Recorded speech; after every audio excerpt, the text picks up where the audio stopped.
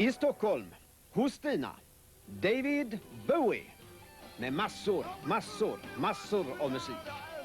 Och det bästa från hans hemliga livekonsert i en källare på Söder. David Bowie.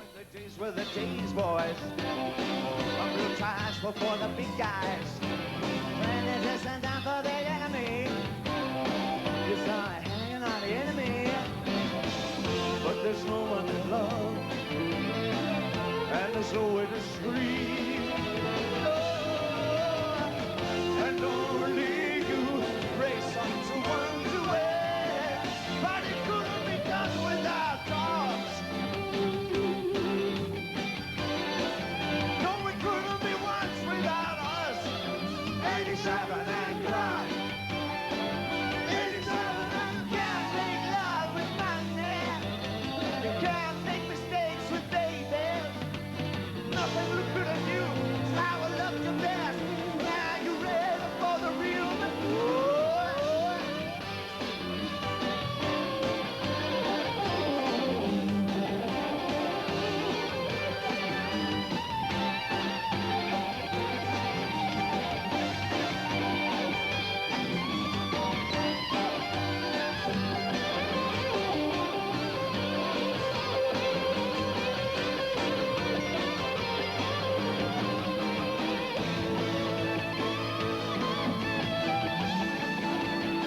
David Bowie, han är nyss fyllda 40. Medelklassunge från Brixton i England. Han har hållit sig på topp i 20 år nu i rockbranschen och verkar bara bli större. Varför? Ja, det är något med honom som folk vill härma. Han är en inspiratör och trendsetter som det heter. Inte bara för ungdomar utan också för andra artister.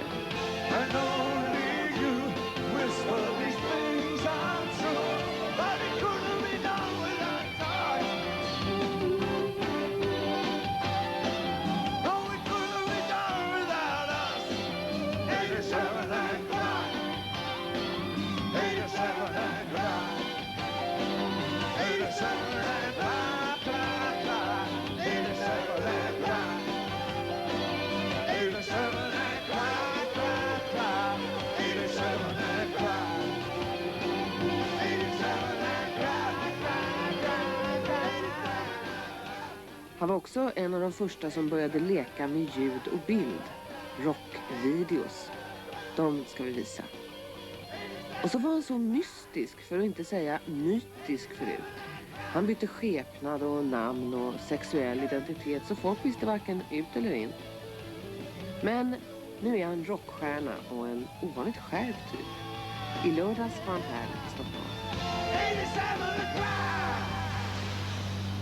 I don't have to put up with superficial or artificial things anymore. Please excuse me. Because I am of the grand age where I can just do what I want, and I don't want to have things like entourages. I don't want to live like a Michael Jackson or a Prince or something like that. I just want to be able to be anonymous when I want to be, and go out to a cinema or a theatre, bless you. And if I want to make something public about what I'm doing, then I have the facility to do it. Yeah. And I can come to town and say, here I am, I have a tour. I can have television cameras come and I can call the press in and say, I'm having a tour this year, this is what it's going to be like. But if I wanted to come back to Stockholm and nobody knows I was here, it's no problem. You can do it. I get any. How do you do it? Because if I don't want to be recognized, I don't have to be recognized. It's very easy to live like that. I always feel very sorry for people who become entrapped in like an ivory tower situation. But how do you do? Do you dress in a strange way? Yeah, a strange way. I do the reverse. I dress in a very anonymous way. But your looks are very typically Bowish, I would say. But you know, people are very nice. People are lovely, and when I go out, if I am recognized at a club or something, it's just, oh hi, I didn't, you know, you're here, that kind of thing. I mean, it's not a big deal. It's very easy for me to do that.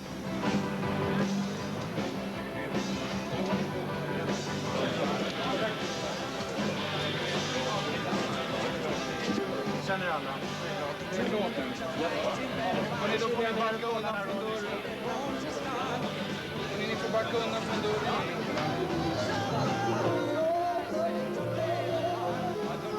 Transformation is a rock on the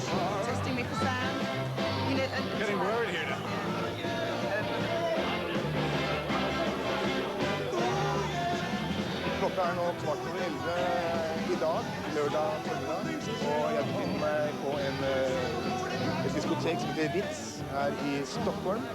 Och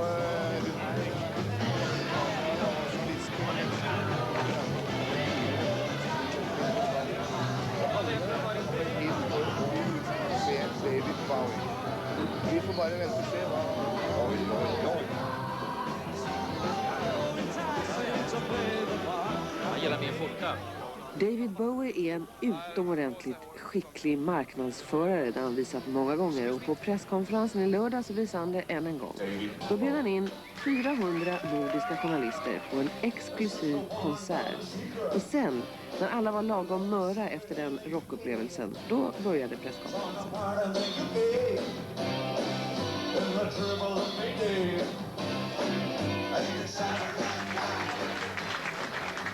Yeah. I'm sorry? This is a defiant question. For how long do you intend to continue in pop music? It's difficult to say, you know, man, because you look at somebody like Chuck Berry and the guy still works, and he still works very well. If you see him on stage with, say, Keith in the new film that's been done about him, the guy is just dynamite. One hopes that one just should do what you want to do until you know that it just doesn't mean anything anymore. For me, it's still very exciting to write albums. It's still very exciting to do stage work and do performance. And when that fascination and that enjoyment goes, then I promise you, I definitely will stop then. Oh, by the way, there were 4 kids here who were out there in the snow waiting for their tickets. Are they here?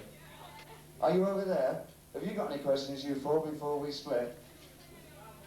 I've asked these people.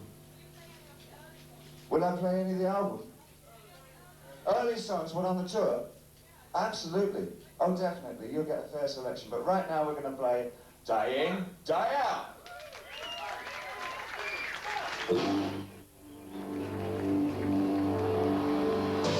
Vad tyckte du om presskonferensen? Ja, helt okej. Mycket sympatisk person.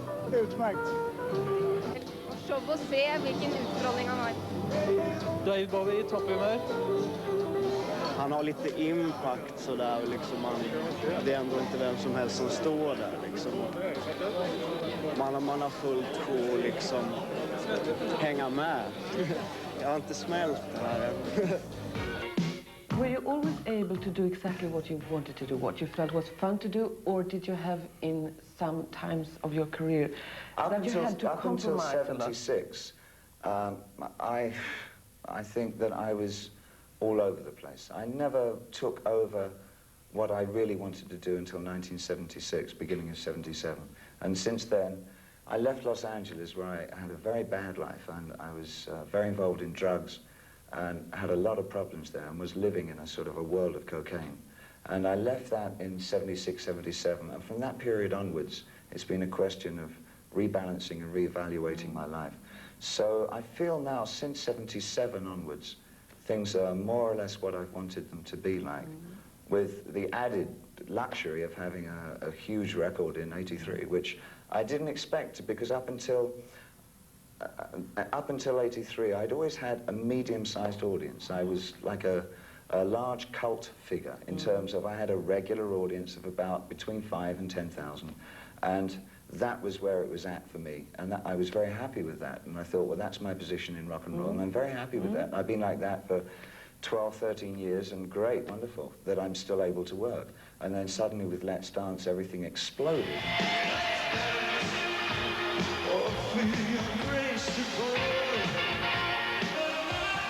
The new single seems to be a disco song, but underneath the lyrics seem to have a different kind of, a much heavier social text.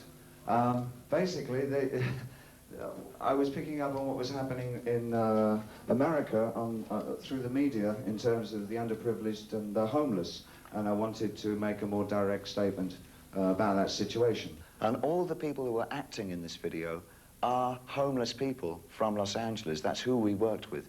And but these particular homeless people formed themselves into a theatre group so that they could become more vocal about their situation on the streets. And I saw their production in LA. They have a little house there where they put on their performances for anybody who wants to come and see them. They're called Skid Row Theatre, and it's fascinating. They put their problems forward in songs and little review and little situations and monologues, and they all contribute. There's about 20 to 30 of them, transient because they are a transient group, and they come in and out and project their problems like that. And I wanted to work with them very much, so I worked with them. And the police in this video are the Los Angeles police. There's a very strong possibility that I'll be doing a movie with Mick Jagger next year. No, it's not Some Like It Hot. That was a joke that I would guess one of us put out, but became past a joke. No, it's not the film we're doing. We're having something, we started writing something together, and now a screenwriter is working on it with us, and it's a story of our own devising. And it's quite strange and off the wall, and I think very interesting. From where do you get all the energy? I've always had an abundance of energy. I've been a very Something you were born athletic, with. fit kind of person. I live a very conservative life in that way. I'm an early riser, and I tend not to go out very much to clubs. I'm not a clubber. I much prefer to go to the theatre or the cinema or something like that. But I'll go and see new bands. But I'm not much of one for sitting and listening to disco. But to me, it's almost a coincidence that you're a rock star. Couldn't you be a poet or an artist just as well? A painter? Every rock star has pretensions of being a poet. So one considers that I play with words in a way that a poet would play with words. But I was trained to be a painter, but I wasn't a very good painter. So, like most English art school students, you would take two things to art school. You'd take a portfolio with your paintings, and you'd take a guitar. And within the first few months, you'd know which one you were better at, and I opted for the guitar. Actually, in my case, it was a tenor saxophone. Are you brave enough to tell your son everything that you've been through? My son knows everything I've been through. Yes, already. Well, we've had a relationship. I mean, I took custody of him in the middle 70s, which, as you probably know, is very unusual for a father to obtain custody, which probably says a lot about my ex-wife. However, he and I... Maybe more about you. That would be nice. He and I have had a very strong, close relationship since that time, and I think now he's nearly 16. It's almost the relationship of two brothers, because I try and keep aware, because I have a genuine interest in the things that he's interested in, and the music that he's interested in, the sports that he wants to play, the things that he wants to do in life. So one naturally gravitates towards those things and learns about them, as well as him. So in the process of me sort of taking him over completely, I've grown up as much as he's grown up. Hopefully I've grown up a bit faster, because I've got to be a bit a bit further there. Yeah. But it's been the most rewarding thing for me, and probably the most fulfilling thing in my life. But did you actually tell him, you mean, about all the things you went through in the 70s in Los Angeles with drugs and sex? Oh, yes, he knows all about those things. Yes. Well, at what age? Because I wonder myself, when can I tell Only the over the children? last two... Well, what sex problems have you had in the last few years? Tell me about Not about sex problems, but I mean... Or drugs when, and things that you've done, and I'm sure I can find the books. No, but I wonder, at what age did you start to be quite honest with him? I've been honest with him as the questions arrive. And obviously he reads all kinds of rubbish, so he kind of, you know, comes back to me, and I talk with him. But fortunately, I mean, he knows all the people in my life. He knows my friends, and he knows what they think of me. And I think he doesn't know any of the people that sort of write the books and things, because they're never... the ones that I think there are 37 books on me, and they're all very close, intimate friends, right? And they're people that have always been a periphery around me. And genuinely what I found is that the people who concentrate on being very malicious about a personality, as far as it's applied to me, have been people that have joined my group of workers with the idea of having a high life, getting stoned a lot, getting a lot of money, and having a great coast ride for a couple of years. And when they find out that I don't want that, that I want people who work hard, they get very disillusioned and very bitter. And it's a revenge. It's a revenge. And it gives them a bit of fame. because I think constantly throughout the books, it's the same group of 12 or 14 people who are in there, and they're getting their fame, and each book that comes out, they have to say something more outrageous than the last book if they're still going to be a big name, you know, so it kind of works in that fashion. But Joe knows all my friends, and so he knows what my life's like, and he knows what my friends are like. Yeah. And my friends I would never mention, because I would not like them to become the brunt of that kind of publicity. I understand. When are you writing your own book? Never. Are you quite sure about that? Absolutely. Yeah? I have absolutely no interest in it. When you look back at the time in Berlin, Yeah. what did Berlin, it actually helped you a lot, I think, after the hard Oh, period. sure it was. It was like going back into some kind of, after the war, that Berlin became devoid of any industry. All the industry moved back into West Germany. So what was left when I got to Berlin were factories which had been taken over by painters and musicians, and it had turned almost into this colossal workshop. So for me, it was an incredibly musically and artistically stimulating place to be in. And also, people there, again, in Berlin, are very blasé about celebrity status. So it's a very easy city to live in if you have any kind of celebrity or notoriety or infamy or fame or whatever it is one attaches to a public figure. Los Angeles and Berlin seems to me the very, very extreme. Yeah. Yeah, that was indeed what I was striving to find. It was an important song for me. The element of it, we were recording in a studio which was very near the wall. I've been there, I know where it is. Yeah, you know that studio, do you? Right by the Yeah, wall. absolutely, and there's a turret literally opposite the window, and every day when we finished our music, we used to open the windows and play it to the soldiers in the turret and see what they thought of it. And they would like that. And one day I saw a couple walking by the wall that obviously used to meet there at lunchtime or something, and it's just the image of those two people having their romance by this grey, anonymous wall and the guard turrets, and it just struck me as being a pertinent incident in the 70s at that time when I wrote it, and of course carries through to the 80s. It seemed to be very much of a nowness to it. But you don't feel any need for Berlin now? No, I outlived it. Yes. You have turned 40 now, but Yeah. still you look 20 in your latest video. Why is that? Okay, so do I dare repeat that?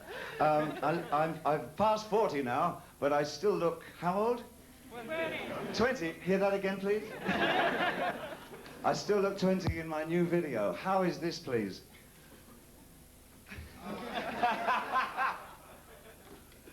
I think that's a very flattering remark, and I'm not quite sure how to reply to that one. I'll think about that. Then you went to Bali, Jeyem, Yeah. Singapore. What Yeah. were your impressions? It was the Bangkok concert in Thailand, which was the very last one that we did there, was absolutely extraordinary because it was on the King's birthday.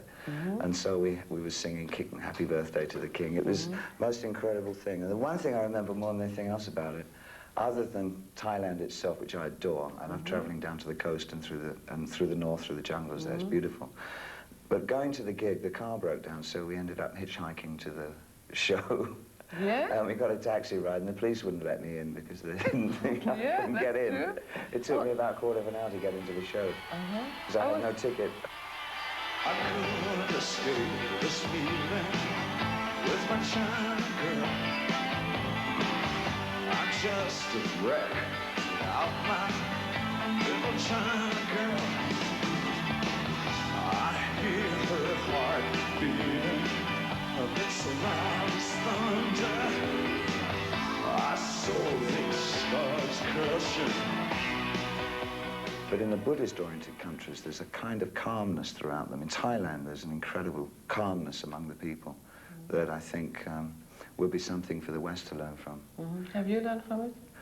I was a Buddhist for 15 minutes when I was a teenager, like every teenager. Meditating. That's right, yeah.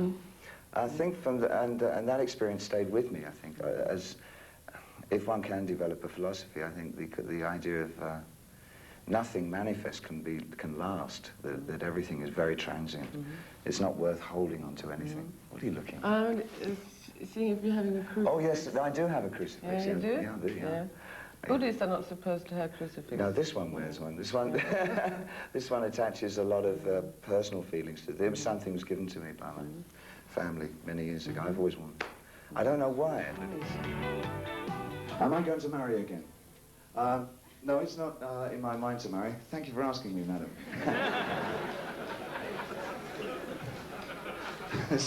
Hello. Never Let Me Down. The title of the album is Never Let Me Down. Is that because I'm afraid of people letting me down?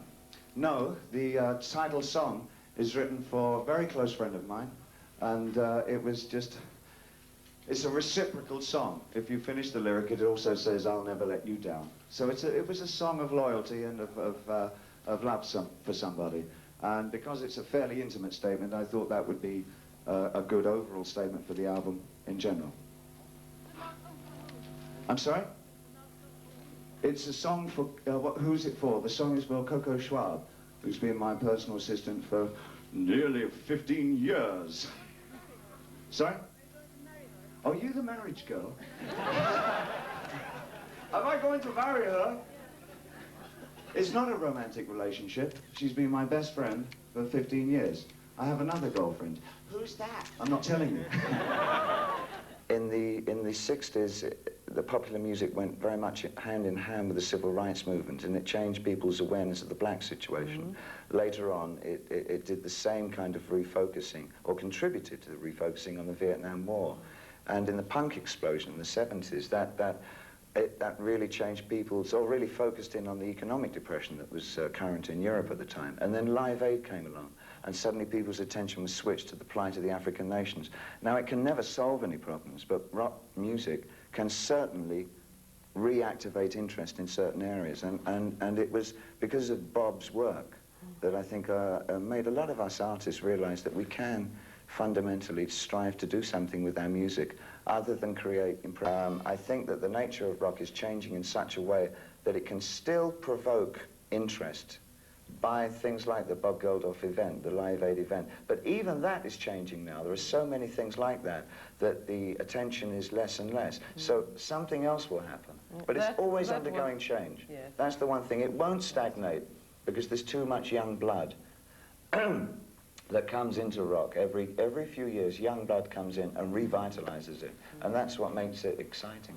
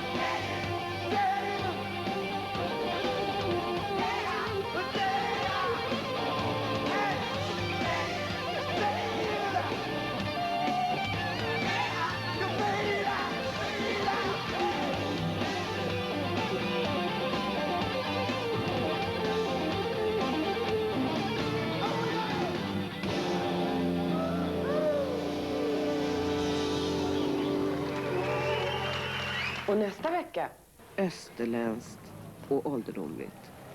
Men ack vad jag bedrog mig. Och nu är det slut, så jag säger bara hej hej, hemskt mycket hej.